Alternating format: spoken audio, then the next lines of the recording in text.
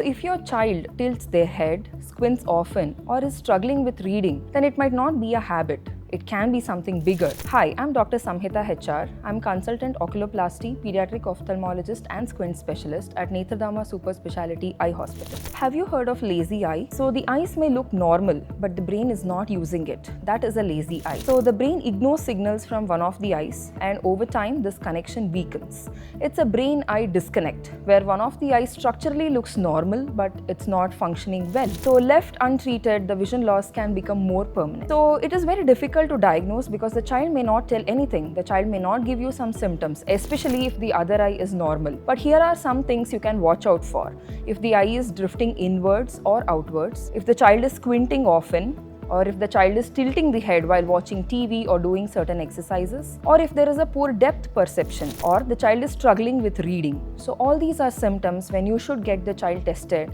and have a look out for amblyopia. So let us understand what are the causes of amblyopia. So most of the things which cause amblyopia usually affect one of the eyes, but sometimes it can affect both the eyes. So common things which cause amblyopia are droopy eyelids, or squint or strabismus in one of the eyes. There is a difference in power between the two eyes, one eye having more power, or even some things like an untreated cataract in one eye can lead to amblyopia. First being, my child sees fine with the other eye, so why should I treat this eye? So this is because the longer it is left, the difficult it is to treat, and the brain starts ignoring the signals from that eye. And if something happens to the stronger eye later on in life, the lazy eye is not able to compensate. Also, this can affect the depth perception of the child and can sometimes cause problems in certain professions like being a pilot or being a surgeon. So later on in life, this can cause small problems for the child. And one more thing is that, can I treat it later? So the child is too small, so I'll treat it when the child is older.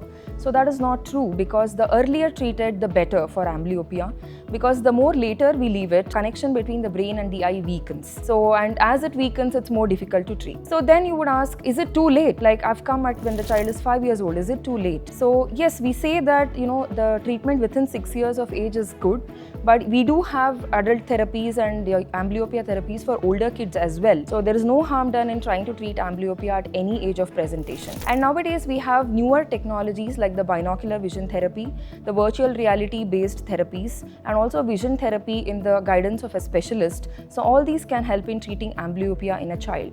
And in amblyopia, we should understand, even if the vision does not become 6/6, what is the norm which is recommended? Whatever improvement the child has significantly affects the child and improves their vision. So let's not leave lazy eye to the last minute. So get it treated at the earliest. So if you have any of these symptoms in your child, book an appointment with the Pediatric Ophthalmologist at Nethradhama today.